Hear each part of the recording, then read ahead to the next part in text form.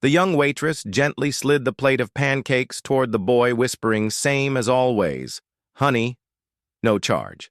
She never asked his name, never expected anything in return. But that morning, the entire neighborhood froze as four gleaming black SUVs pulled up outside the diner. A man in a military dress uniform stepped out holding a carefully folded letter in his hand. Who were they and why did everyone?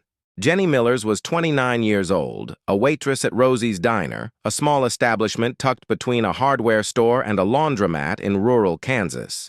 Her life followed the same routine each day: wake before dawn, walk 3 blocks to work, tie her faded blue apron around her waist, and greet the morning regulars with a smile that never revealed the loneliness behind it. She lived alone in a 1-bedroom apartment above the pharmacy.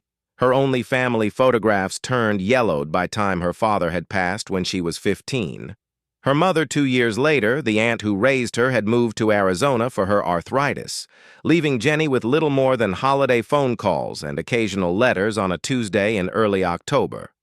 Jenny first noticed the boy. He couldn't have been older than 10, small for his age, with careful eyes that seemed to take in everything while revealing nothing. He sat in the corner booth farthest from the door, a backpack too large for his frame propped beside him, and a book always open on the table. The first time he ordered only a glass of water. Jenny brought it with a smile and a paper straw. He thanked her with a nod, so slight it was barely perceptible. The second day, the same, the third, the fourth. By the second week, Jenny had observed his pattern. He would arrive at 7:15 precisely, 45 minutes before school began. At the elementary 3 blocks away, he would read, sip his water slowly, watching as other customers ordered stacks of pancakes, eggs, bacon, and toast. At 7:55, he would close his book, thank her, and leave. Having eaten nothing on the 15th day, Jenny accidentally brought him a plate of pancakes. "Oh, I'm sorry," she said, setting it down as if confused. "The kitchen made an extra. I'll just leave it here instead of throwing it away." The boy looked up, suspicion and hunger battling in his eyes. "It's okay," Jenny reassured him. "Sometimes the cook gets the orders mixed up. Better to eat it than waste it, right?" She walked away before he could protest, watching from behind the counter as he hesitantly picked up the fork. When she returned 10 minutes later, the plate was empty, and the boy's eyes remained fixed on his book. A deliberate avoidance that broke her heart a little. "Thank you," he whispered as she collected the plate. It became their unspoken ritual. Each morning, Jenny would bring the mistaken order or the extra batch. The cook made pancakes one day, scrambled eggs and toast, the next oatmeal with brown sugar. When the mornings grew colder, the boy never asked for anything, never initiated conversation beyond a quiet thank you, but he ate every bite, sometimes so quickly it seemed he feared the food might disappear. "Who's that kid you keep serving?" Harold, a retired postal worker who occupied the same stool every morning, asked one day. "Never seen his parents, don't know," Jenny admitted, "but he's hungry." Kathy, who worked the grill, cornered Jenny in the back after the 3rd week. "You're feeding a stray," she said, not unkindly, but with the pragmatism of someone who had seen good intentions backfire. "You give handouts, they never learn gratitude. He'll just disappear one day, they always do." Jenny didn't argue. She simply shrugged and said, "It's fine. I used to be that hungry too." It was the most personal information she'd shared with her coworkers in the 3 years she'd worked at Rosie's. The boy never volunteered his name, and Jenny never asked something in his demeanor. The careful way he entered and exited, how he angled himself to see both the door and the window, told her that questions would only drive him away. Instead, she made sure his water glass stayed full, that the pancakes were always warm, and that the diner felt like a place where he could breathe easier for 40 minutes each morning. Sometimes, when the diner was quiet and the boy was absorbed in his book, Jenny would allow herself to wonder, was he living nearby? Did he have family? Why was he always alone, and why did hunger seem like a familiar companion to him? But she pushed the thoughts away in her experience.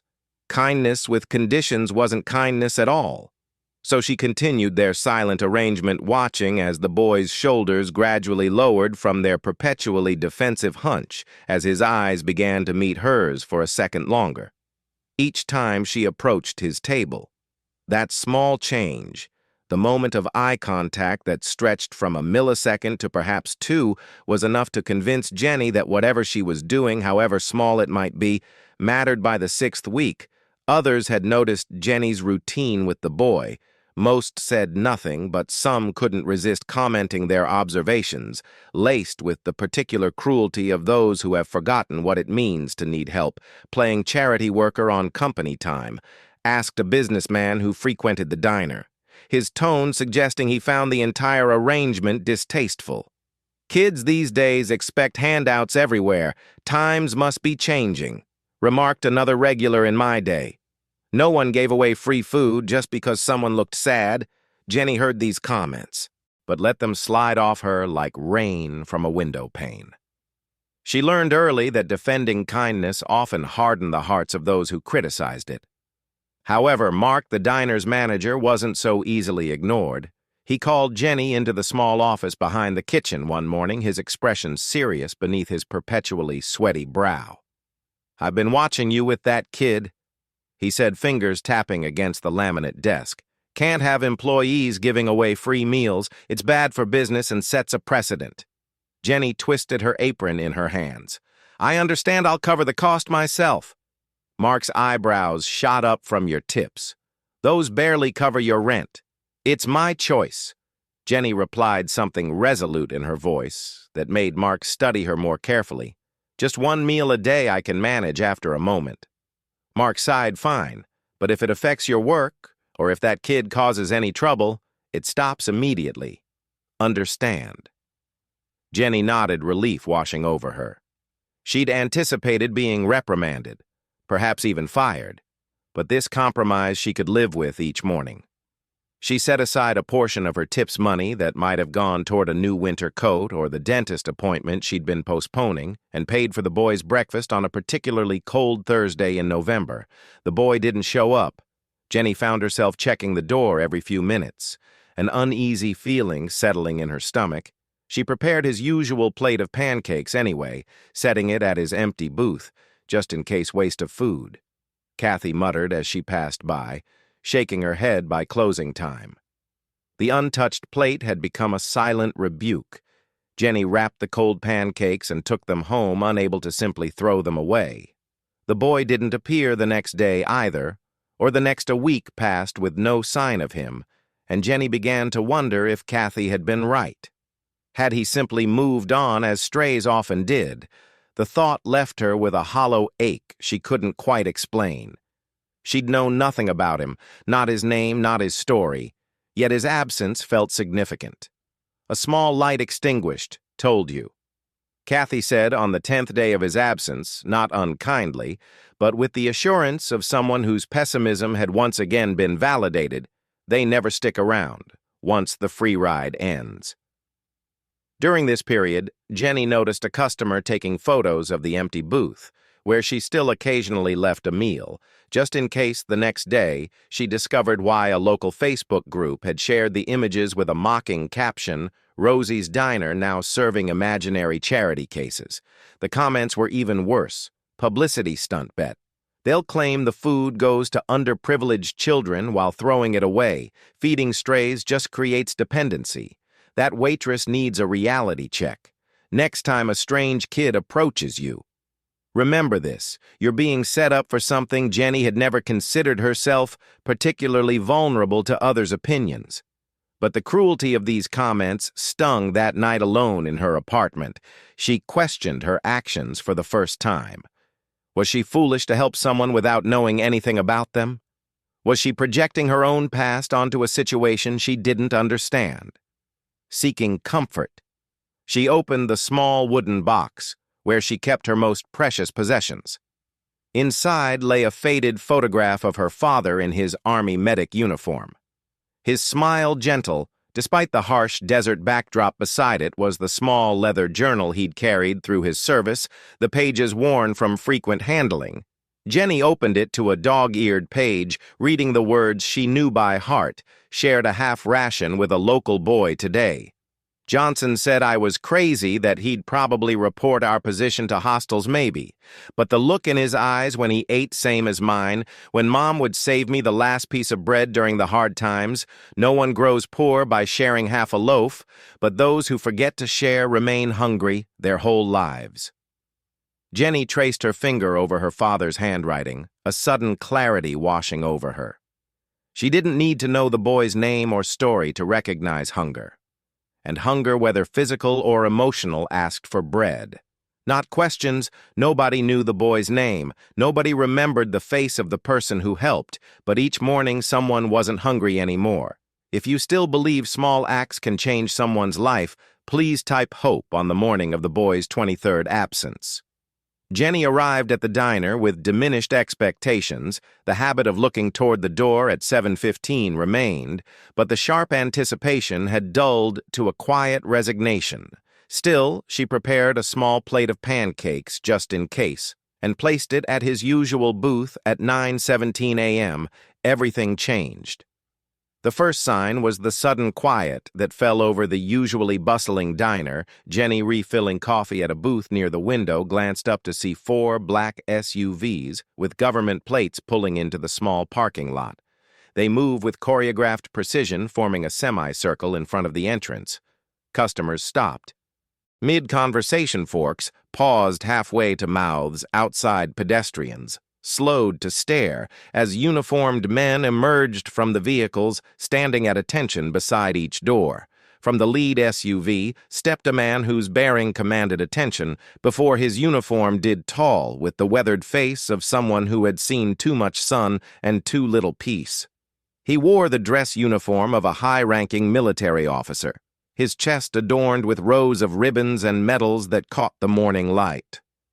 He scanned the diner's facade before walking purposefully toward the entrance, flanked by 2 younger officers. The bell above the door chimed as they entered, the sound unusually loud in the expected silence. Mark emerged from the back office, straightening his tie nervously. "Can I help you, gentlemen?"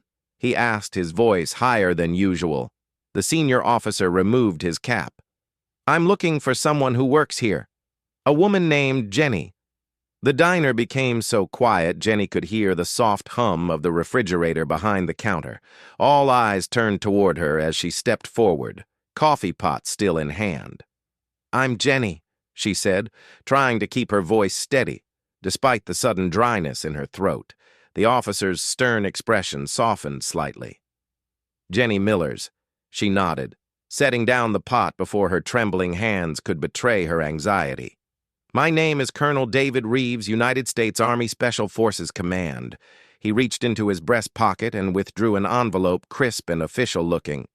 "I'm here because of a promise made to one of my men." He extended the envelope toward her. "This is a letter from the Commanding General of Special Forces Operations, and I have a personal message as well from Adam's father." Adam. Jenny repeated the name, unfamiliar yet somehow significant, "the boy you've been feeding for the past several months." Colonel Reeves explained, "Adam Thompson, his father was Master Sergeant James Thompson. One of the finest soldiers under my command." Was the past tense landed like a physical weight on Jenny's shoulders. "I don't understand," she said, still not taking the envelope. "Is Adam okay? He's safe." The colonel assured her he's with his grandparents now in Colorado, but for almost 3 months he came here every morning before school. After his father was deployed on a classified operation, the pieces began falling into place for Jenny. The boy's solitude, his careful watchfulness, the hunger that seemed deeper than physical need. What Sergeant Thompson didn't know, the colonel continued, was that his wife had left shortly after his deployment. Abandoning Adam, the boy was too proud, too afraid of being taken from his home, to tell anyone he managed alone using the small emergency fund his father had left, making meals stretch beyond imagination. A collective murmur of shock rippled through the diner. Jenny felt her heart constricting as she imagined Adam now, with a name, with a story, trying to survive alone, waiting for a father who would never return. Sergeant Thompson fell in Afghanistan 2 months ago. Colonel Reeves said, his voice professional, but not without emotion. In his final letter, he wrote that if anything happened to him, we should thank the woman named Jenny at the diner who fed Adam without asking questions. He opened the envelope, removing a handwritten note on faded paper. He wrote, "If I don't make it back, please find the person who has been giving my son breakfast." Adam mentioned her in his letters to me. He said she never asked why he was alone or made him feel ashamed. She just fed him day after day, expecting nothing. Tell her she didn't just feed a hungry child, she preserved the dignity of a soldier's son. Jenny accepted the letter with trembling hands, tears blurring her vision. The colonel's voice seemed to come from far away as he continued. The letter was read at Sergeant Thompson's memorial service. When Adam finally told us about you, the entire Special Forces community made it our mission to find you and thank you in person what you did. His voice caught briefly what you did for the child of one of our own, without even knowing who he was. That means something to all of us. The diner had fallen completely silent. Even those who had mocked Jenny's actions sat motionless, faces reflecting shock and, in some cases, shame. Colonel Reeves straightened to his full height, snapped to attention, and rendered a formal salute, a gesture of profound respect rarely given to civilians behind him. Every military person present did the same on behalf of the United States Army Special Forces, the brothers in arms of Master Sergeant Thompson, and most importantly on behalf of Adam. Thank you. Jenny stood frozen, overwhelmed by the knowledge that her simple acts of kindness, pancakes and eggs, a glass of milk, a smile without questions, had meant so much to a boy living through unimaginable circumstances, to a father fighting his last battles far from home. I didn't know she finally managed her voice barely above a whisper. I just couldn't let him go hungry. The colonel nodded. Sometimes that's enough, Miss Millers. Sometimes feeding a hungry child without asking why they're hungry is the greatest kindness of all. As if on cue, every military person in the room and every soldier standing outside by the vehicles saluted in perfect unison. The customers in the diner, moved by the ceremony unfolding before them, rose to their feet. In silent respect, Jenny, the quiet waitress who had lived nearly invisibly for years, stood in the center of it all, clutching a father's last thank you in her hands, a woman whose small daily kindness had preserved not just a child's well-being, but a soldier's honor and peace of mind in his final days. The week following the colonel's visit transformed Rosie's diner in ways no one could have predicted. The story spread through town like wildfire, jumping from conversation to social media to the local newspaper. The same Facebook group that had mocked Jenny's charity case now shared a heartfelt retelling of Master Sergeant Thompson's letter, gathering thousands of shares and supportive comments. Regular customers began requesting Jenny's section. Specifically, they left generous tips with notes of appreciation. "Thank you for reminding us what matters, and my son is in the Navy. Your kindness gives me hope." Mark Your Way, who had initially grudged Jenny's free pancakes, hung a small American flag beside the booth. Where Adam had sat beneath it, he placed a discreet plaque reserved for those who serve and the families who wait. The booth was never empty again, occupied by veterans, active duty personnel passing through town, and occasionally by families clearly struggling but treated with quiet dignity by the staff. On the 7th day after the colonel's visit, a manila envelope arrived addressed to Jenny. Inside was a handwritten letter on lined notebook paper, the carefully formed letters betraying the youth of its author. "Dear Miss Jenny, I didn't know your name until that day the colonel came to find you. But every morning for those months, you were the only person who looked at me like I wasn't invisible or broken. Dad always told me that real heroes don't wear capes. They wear the uniform, but I think sometimes they wear aprons too. When Dad stopped writing, I thought the world had forgotten both of us. But you remembered me every day, even when I couldn't tell you why I was alone. Grandma and Grandpa are nice. They're teaching me to fish, and Grandma makes good cookies. But I miss Dad, and sometimes I miss your pancakes too. Thank you for not asking questions when I couldn't answer them. Your friend Adam Thompson. P.S. I finished the book." I was reading it had a happy ending after all. Jenny framed the letter and hung it behind the counter, not prominently, not for show, but as a personal reminder of why small kindnesses matter. When customers asked about it, she would simply smile and say, "Just a thank you note from a special customer, word of the diner's connection to special forces spread throughout military communities." Soldiers passing through town made detours to visit, often leaving unit coins or patches as tokens of appreciation. These two found their place on a small bulletin board behind the counter, a growing collage of gratitude from around the world. 3 months after the colonel's visit, a school group came to the diner for lunch after a field trip. An 8-year-old girl with curious eyes studied Jenny as she refilled water glasses. "My dad says you're a hero," the child announced. Matter-of-factly, do you feel like one? Jenny smiled, kneeling to meet the girl's gaze. "No, sweetheart.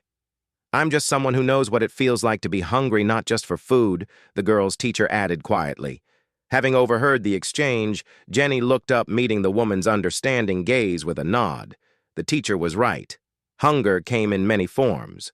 Food was only the most obvious. As summer approached, the diner hosted a fundraiser for military families, raising enough to establish a small emergency fund for children of deployed parents. Mark surprisingly matched the donations personally, admitting to Jenny that her quiet persistence had changed something. "In him never understood why my father was so adamant about feeding every stray kid in the neighborhood. He confessed drove my mother crazy. But I think I get it now. Sometimes a meal is more than food." On a quiet Tuesday morning, almost exactly a year after Adam had first walked into the diner, Jenny arrived for her shift to find something small and metallic on her usual station, a challenge coin, the special token carried by military personnel, usually given only to those within their units, lay beside her order pad. One side bore the insignia of the Special Forces, the other had been custom engraved, Semper Memor. Always remembering, Jenny looked around the empty diner, searching for whoever might have left it. Finding no one, she stepped outside, scanning the street as the early morning breeze gently stirred the American flag hanging above the entrance. No unusual cars were parked nearby, no waiting messengers, just the town. Waking up sprinklers ticking on lawns and the distant sound of the school bus making its first rounds.